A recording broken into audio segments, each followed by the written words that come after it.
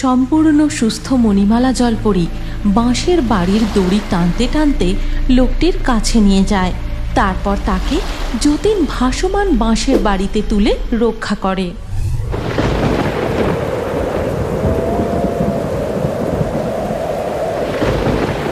ঘোর নিম্নচাপের ফলে একটানা 5 দিন বৃষ্টি হয়েই চলেছে। চাষের জমিগুলোতে ধীরে ধীরে জল জমে ফসল নষ্ট হতে বসেছে। ফসল যে পচতে শুরু করেছে। এই কদিনের বৃষ্টিতেই এই অবস্থা। একবার যদি নদীতে বান আসে তাহলে যে সর্বনাশ হয়ে যাবে। আমি বরং একবার নদীর পাড় থেকে ঘুরে আসি। এই কথা বলে যতীন পদ্মা নদীর দিকে চলে যায়। আর নদীর কাছাকাছি পৌঁছতেই সে দেখে, ওরে বাবারে, নদীতে কত জল বেড়ে গেছে। আমি যা ভাবছি তা যদি একবার হয়, না না, আমাকে আগে থেকে কিছু একটা ব্যবস্থা নিতে হবে। এই কথা ভাবতে ভাবতে যতীন বাঁশ বাগানের দিকে যায়। আর সেখানে আজ এই দুটোই কাটা বাঁশ নিয়ে যাই, কালকে বরং সকালে এসে বেশি করে কটা বাঁশ কেটে নিয়ে যাব। এরপর যতীন বাড়ি পৌঁছে তার বউকে ডাকতে থাকে।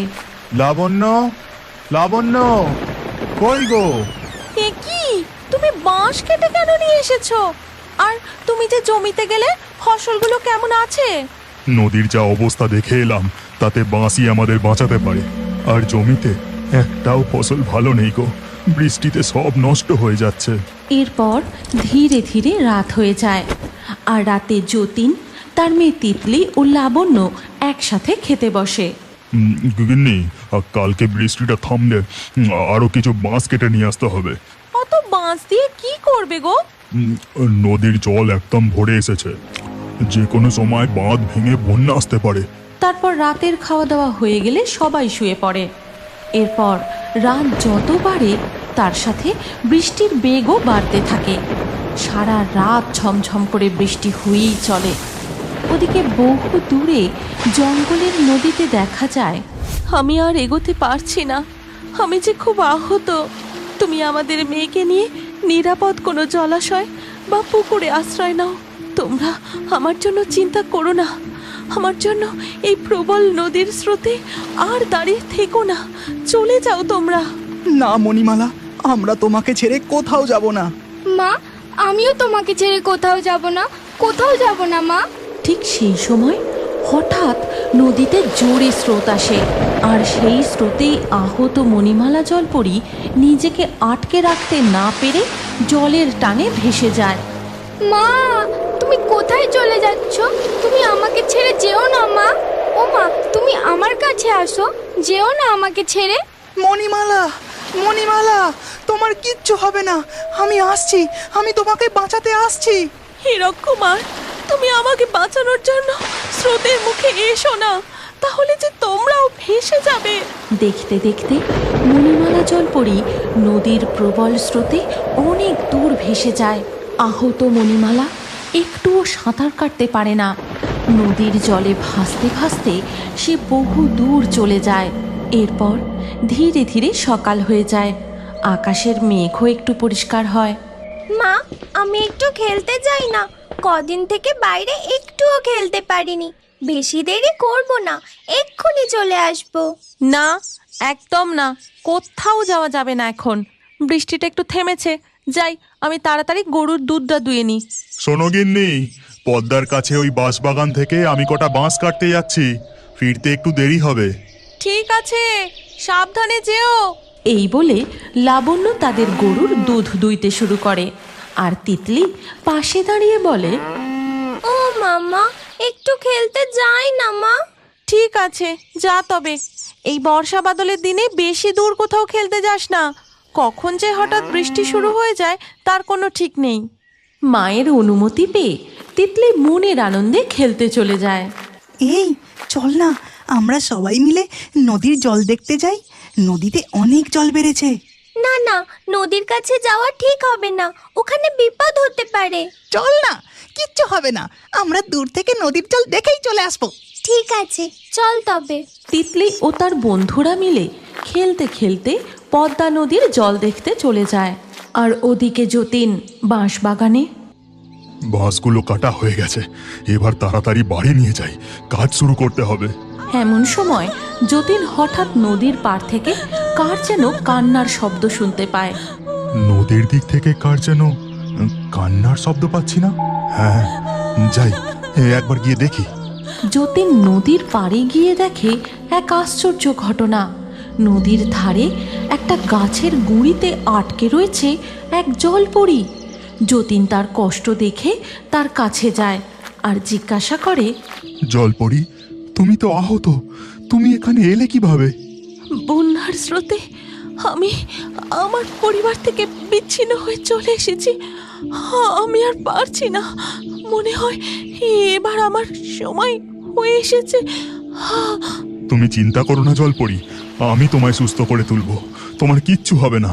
এই কথা বলে যতীন সবার চোখের আড়ালে জলপরীকে তাদের বাড়ি নিয়ে এসে চৌবাচ্চায় রেখে দেয়। তারপর তার বউকে ডাকে। লাবণ্য, লাবণ্য, তাড়াতাড়ি করে জড়িবুটির ওষুধটা এখানে নিয়ে আসো। কি হলো গো তোমার? আমি এক্ষুনি আসছি। লাবণ্য সেখানে ঔষধি নিয়ে আসতেই যতীন তাকে জলপরীর ব্যাপারে সবটা খুলে বলে। তারপর লাবণ্য অতি যত্নে মণিমালা জলপরীর ক্ষতস্থানে ঔষধি লাগিয়ে দেয়। এবার আমি তাড়াতাড়ি করে ওই কাটা বাঁশগুলো গিয়ে নিয়ে আসি। এই কথা বলে যতীন কাটা বাঁশগুলো সেখান থেকে নিয়ে এসে জলপরীর চৌবাচ্চার পাশে তাদের উঠানে রাখে। এরপর আবার বিদ্যুৎ গর্জে শুরু হয় ঝমঝম করে বৃষ্টি। সব কটা বাঁশ জড়ো হয়ে গেছে, তাড়াতাড়ি কাজ শুরু করে দিই। এই বলে যতীন তার কাজ শুরু করে দেয়। তখন তিতলি ভিজতে ভিজতে দৌড়ে বাড়ি ফিরে আসে, আর তাই দেখে তার মা তাকে খুব বকা দেয়। তোকে আমি কতবার করে বারণ করলাম, বললাম তাড়াতাড়ি বাড়ি ফিরে আসবি, না হলে বৃষ্টিতে ভিজে যাবি। তুমি আমাকে আর বকবে না বলো, তাহলে তোমাকে একটা কথা বলবো। কি এমন কথা? ঠিক আছে বল, আমি বকবো না। জানো মা, আমরা বন্ধুরা মিলে নদীর যেই দিকটা কেউ যায় না সেখানে গিয়েছিলাম। দেখি একটা জায়গা দিয়ে গ্রামে হু হু করে জল ঢুকছে। বলিস কি? দাঁড়া, এ কথা এক্ষুনি তোর বাবাকে জানাতে হবে। লাবণ্য দৌড়ে উঠানে গিয়ে যতীনকে গ্রামে জল ঢোকার ব্যাপারটা জানায়। তারপর লাবণ্য লক্ষ্য করে যে তার স্বামী বাঁশ দিয়ে একটি সুন্দর বাড়ি বানিয়েছে। এক্ষুনি আমাকে গ্রামে খবর দিতে হবে, বন্যার জলে সব ভেসে যাওয়ার আগে সবাইকে সতর্ক করতে হবে।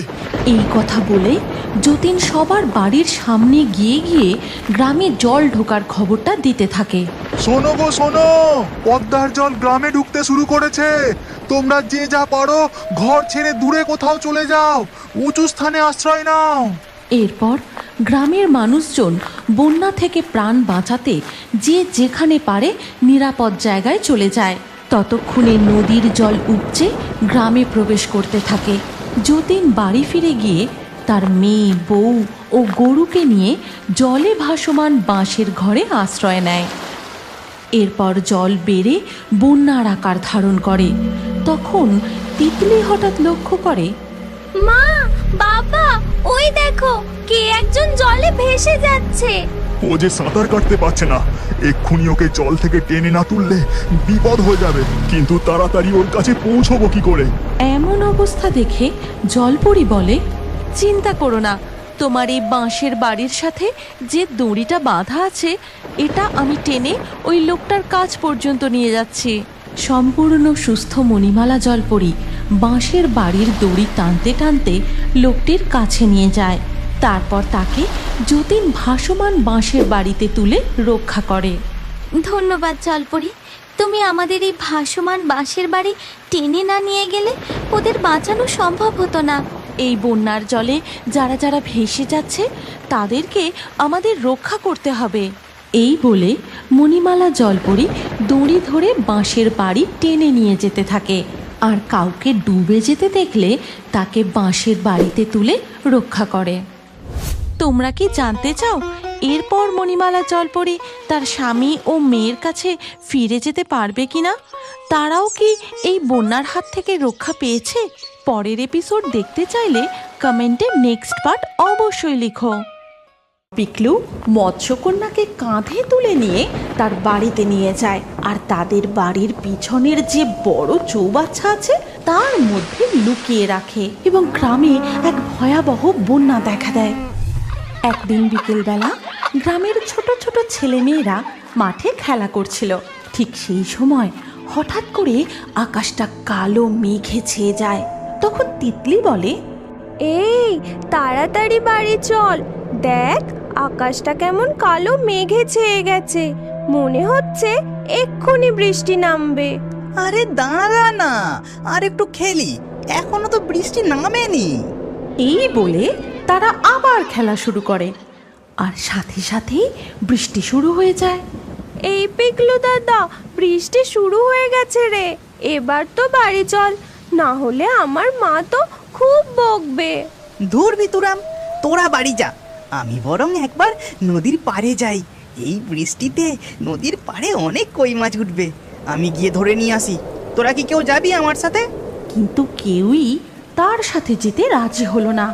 সবাই যে যার বাড়ি ফিরে গেল, আর পিকলু নদীর ধারে গিয়ে মনের সুখে মাছ ধরতে লাগলো। আর এইদিকে মুষলধারে বৃষ্টি শুরু হলো। আর এই বৃষ্টিতে পিকলু এখনো বাড়ি ফিরছে না দেখে তার বাবা মা খুব চিন্তা করতে লাগলো। বলছি, হ্যাঁ গো, ছেলেটা তো এখনো বাড়ি ফিরলো না, এত বৃষ্টিতে কোথায় আছে বলো তো? তা আমি কি করে জানবো? লাই দিয়ে তো ছেলেটাকে একেবারে মাথায় তুলেছ। গ্রামের যত ছেলে মেয়ে বৃষ্টির আগেই বাড়ি ফিরে পড়লো, আর এই বেয়াদব ছেলে এখনো বাড়ি ঢোকার নাম নেই। আজ ফিরুক একবার, তারপর ওর খবর আমি নিচ্ছি। এমন সময় পিকলু মাছ হাতে ভিজতে ভিজতে বাড়ি ফেরে। এই দেখো মা, আমি কত কই মাছ ধরে এনেছি। পিকলুকে দেখা মাত্রই তার বাবা তাকে খুব বকাবকি করে। এরপর রাত পেরিয়ে দিনের আলো ফুটতে বৃষ্টি একটু থামে, আর সেই সুযোগে গ্রামের কিছু মানুষ নিজেদের ঘরের চালা ভালো করে ছেয়ে নেয়, আর কেউ বা বন্যার ভয়ে বেশি করে খাবার সঞ্চয় করতে থাকে। যখন অনন্ত নিজেদের ঘরের চাল ভালো করে ঠিক করছিল, তখন কি ভাই অনন্ত, বেশ ভালো করে ঘরের চাল ছাইছো তো? মনে আছে তো গতবারের বন্যায় কি অবস্থাটা না হয়েছিল? তুই ঠিকই বলেছিস ভাই হারাধন, ওটাই তো চিন্তা। ঘরের চাল উড়ে গেলে ছোট ছোট ছেলে মেয়েকে নিয়ে কোথায় যাই বলতো? কি হবে ভগবানই জানে। আর শোনো, সাথে বেশি করে খাবার সঞ্চয় করে রেখো। আচ্ছা, আমি এখন চললাম। এই কথা বলে হারাধন সেখান থেকে চলে যায়। বিকেল থেকে আবার মুষলধারে বৃষ্টি শুরু হয়। টানা 2 দিন এইরকম বৃষ্টি চলতে থাকে। তার সাথে পাল্লা দিয়ে ঘন ঘন বজ্রপাত আর ঝড়ের দাপট। ধীরে ধীরে নদীর জল উপচে গ্রামে প্রবেশ করতে শুরু করে। নদীর জল উপচে গ্রামে জল ঢুকতে শুরু করেছে, তার সাথে নিশ্চয়ই অনেক মাছও আসছে। একবার যদি আমি যেতে পারি, কই মাছের সাথে অনেক ইলিশ মাছও পাবো। না, আজকে একবার আমাকে যেতেই হবে। এই কথা বলে পিকলু তার বাবা মায়ের চোখকে ফাঁকি দিয়ে এই বৃষ্টিতে বেরিয়ে পড়ে মাছ ধরার উদ্দেশ্যে। আর এদিকে নদীতে প্রবল স্রোত, সমুদ্রের জল নদীতে প্রবেশ করতে শুরু করেছে। আর সেই প্রবল স্রোতে এক মৎস্যকন্যা তার পরিবার থেকে বিচ্ছিন্ন হয়ে নদীতে চলে এসেছে। পিকলু নদীর পাড়ে আসতেই শুনতে পায়,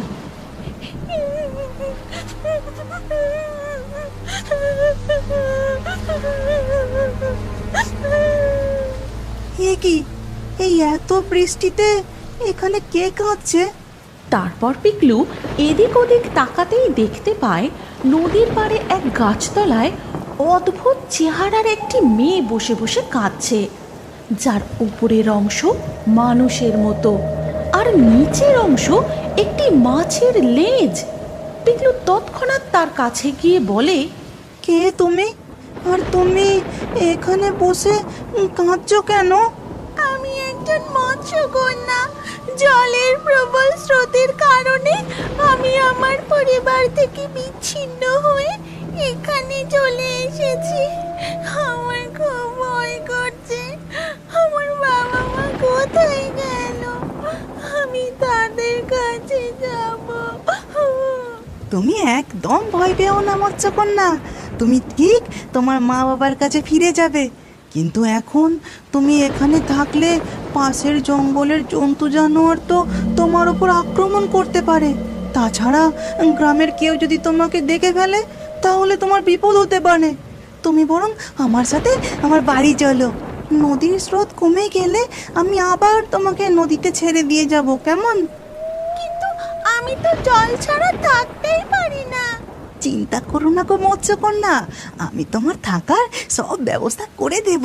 তারপর পিকলু মৎস্যকন্যাকে কাঁধে তুলে নিয়ে তার বাড়িতে নিয়ে যায়, আর তাদের বাড়ির পিছনের যে বড় চৌবাচ্চা আছে তার মধ্যে লুকিয়ে রাখে। মৎস্যকন্যা, তুমি এখানে নিশ্চিন্তে থাকো, তোমার কোনো ভয় নেই। আমি তোমাকে সময় সময় এসে খাবার দিয়ে যাব, ঠিক আছে? এই কথা বলে পিকলু সেখান থেকে চলে যায়। দিন দিন বৃষ্টির পরিমাণ আরও বাড়তে থাকে এবং গ্রামে এক ভয়াবহ বন্যা দেখা দেয়। গোটা গ্রাম সেই বন্যার জলে ডুবে যায়। ধীরে ধীরে মানুষের ঘরে সঞ্চিত খাবারও ফুরিয়ে আসে। এমনই একদিন মৎস্যকন্যা, ও মৎস্যকন্যা, বেরিয়ে এসো, আমি তোমার জন্য খাবার এনেছি। পিকলুর ডাক শুনে মৎস্যকন্যা জলের উপরে মাথা তোলে। আজ এইটুকুই খাবার আনতে পেরেছি। বন্যার জন্য যা সঞ্চিত খাবার ছিল তা প্রায় শেষ গো। এবার যে আমরা কি খেয়ে থাকবো কিছুই জানি না। পিকলুর কথাগুলো শুনে মৎস্যকন্যার খুব মন খারাপ হয়ে যায়। তখন সে বলে, চিন্তা করো না বন্ধু, তুমি ঘরে গিয়ে দেখো সেখানে তোমার জন্য কি অপেক্ষা করছে। এই কথা শুনে পিকলু সেখান থেকে দৌড়ে তাদের ঘরে গিয়ে দেখে সেখানে অনেক খাবার রয়েছে। আর তাই দেখে মা, বাবা, তাড়াতাড়ি এসো, এসে দেখে যাও। পিকলুর বাবা মা সেখানে এসে এত খাবার দেখে পুরো অবাক হয়ে যায়। তারপর পিকলু তাদের সমস্ত ঘটনা খুলে বলে। তখন সবাই মিলে মৎস্যকন্যার কাছে যায়। তোমাকে অনেক অনেক ধন্যবাদ মৎস্যকন্যা। আমি বুঝেছি তুমি জাদু করে এত খাবার এনে দিয়েছো। কিন্তু মৎস্যকন্যা, শুধু তো আমরা নয়, এই গ্রামে অনেক মানুষের ঘরেই তো খাবার শেষ হয়ে গেছে গো। আমার বন্ধুরাও নিশ্চয়ই না খেয়ে আছে। তুমিও তাদের জন্য কিছু ব্যবস্থা করে দাও। মৎস্যকন্যা এই কথা শুনে জাদু করে সেখানে আরও অনেক খাবার এনে দেয়। তারপর পিকলু আর তার বাবা মা মিলে গ্রামের সবার বাড়িতে গিয়ে সেই খাবার পৌঁছে দেয়। কিন্তু এদিকে বৃষ্টি থামার কোনো লক্ষণই নেই। ধীরে ধীরে বন্যার জল আরও ভয়ঙ্কর রূপ ধারণ করে। এমনই একদিন পিকলু মন খারাপ করে মৎস্যকন্যার কাছে বসেছিল। কি হয়েছে বন্ধু, তোমাকে এমন দেখাচ্ছে কেন? তোমার কি মন খারাপ? হ্যাঁ গো মৎস্যকন্যা, আজ তো পোলিও খাবার দিন গো। আমার বনুকেও পোলিও খাওয়াতে হবে। কিন্তু এই বৃষ্টিতে বন্যায় বনুকে পোলিও খাওয়াতে কি করে নিয়ে যাই? তুমি চিন্তা করো না বন্ধু, আমি এক্ষুনি ব্যবস্থা করে দিচ্ছি। এই কথা বলে মৎস্যকন্যা নিজের রূপ বদলে একটি নৌকায় রূপান্তরিত হয় আর বলে, নাও বন্ধু, এই নৌকায় উঠে পড়ো। তারপর তুমি তোমার বোনকে পোলিও খাইয়ে নিয়ে এসো। আর তার সাথে সাথে গ্রামের আরো যেসব বাচ্চাদের পোলিও খাওয়ানোর দরকার তাদের নিয়ে নাও। মৎস্যকন্যার কথা মতো পিকলু আর তার মা বোনকে নিয়ে নৌকা করে পোলিও খাওয়াতে যায়। গ্রামের আরও সমস্ত মায়েরা তাদের বাচ্চাদের নিয়ে নৌকায় উঠে পড়ে এবং সব বাচ্চাদের সময় মতো পোলিও খাওয়ানো হয়ে যায়। এইভাবে মৎস্যকন্যা নানানভাবে বন্যার সময় তাদের সাহায্য করতে থাকে এবং ধীরে ধীরে বৃষ্টির জল কমে আসে। বন্যার জলও ধীরে ধীরে নামতে থাকে। একদিন তোমাকে যে কি বলে ধন্যবাদ দিই। এই বন্যার সময় তুমি আমাদের অনেক সাহায্য করেছো মৎস্যকন্যা। না বন্ধু, তুমিও তো আমার বিপদের দিনে আমায় তোমার বাড়িতে আশ্রয় দিয়েছো। চলো বন্ধু, এখন আমি তোমাকে নদীতে ছেড়ে দিয়ে আসি। এবার যে তোমার পিতামাতার কাছে ফিরে যাওয়ার সময় হয়ে এসেছে। তারপর পিকলু মৎস্যকন্যাকে কাঁধে নিয়ে আবারও নদীতে ফিরে যায়। ঠিক তখনই মৎস্যকন্যার বাবা মা তাকে খুঁজতে খুঁজতে নদীর পাড়ে চলে আসে বাবা মাকে দেখে মৎস্যকন্যা খুব খুশি হয়, তাদের গিয়ে জড়িয়ে ধরে এবং সব ঘটনা তাদেরকে খুলে বলে। সব কথা শুনে মৎস্যকন্যার মা মণিমালা বলে, এই নাও বৎস, এই জাদুর মুক্ত তুমি তোমার কাছে উপহার হিসাবে রাখো। যখনই কোনো সমস্যায় পড়বে এই মুক্ত নদীর জলে স্পর্শ করিয়ে আমাদের স্মরণ করবে, আমরা তখনই তোমার কাছে চলে আসব। আমাকে এতদিন ধরে আশ্রয় দিয়ে সুরক্ষিত রাখার জন্য তোমাকে অনেক অনেক ধন্যবাদ বন্ধু। এবার তাহলে আমরা আসি। এই কথা বলে মৎস্যকন্যা তার পিতামাতার সাথে জলে ডুব দিয়ে সেখান থেকে চলে যায়। তারপর পিকলু জাদুর মুক্ত নিয়ে বাড়ি ফিরে যায়। বন্যার জল কমে গিয়ে তাদের গ্রাম আবারও আগের মতো প্রাণবন্ত হয়ে ওঠে। চাষিরা মাঠে ধানের চারা লাগায়, গবাদি পশুরা ঘুরে ঘুরে নতুন গজানো কচি ঘাস খায়, আর পিকলু তার বাবা মায়ের সাথে সুখে শান্তিতে থাকতে শুরু করে। তুমি কি এখনো বড় হয়ে কার্টুন দেখতে ভালোবাসো? তাহলে তোমার নাম ও বয়স কমেন্টে জানাও। আর আগের ভিডিও থেকে লাকি ড্রয়ে নির্বাচিত নামগুলি হলো রাজ, নূপুর, রাজদীপ, পল্লবী, মনিরুল, রূপা, শঙ্কর, সোমা, রানী, টুম্পা, অস্মিতা, সুইটি, হাজিকুল, নন্দিনী, কাবেরী। যে সকল দর্শক আমাদের চ্যানেল সাবস্ক্রাইব করে তারপরে কমেন্টে নাম লিখেছেন, আমাদের পরবর্তী ভিডিওতে তাদেরই নাম বাছাই করা হবে। তাই রিও বার্ডস ইউটিউব চ্যানেল অবশ্যই সাবস্ক্রাইব করবেন এবং স্ক্রিনের উপরে আসা আমাদের পরবর্তী গল্পটিও দেখুন, তাতেও আপনার নাম থাকতে পারে।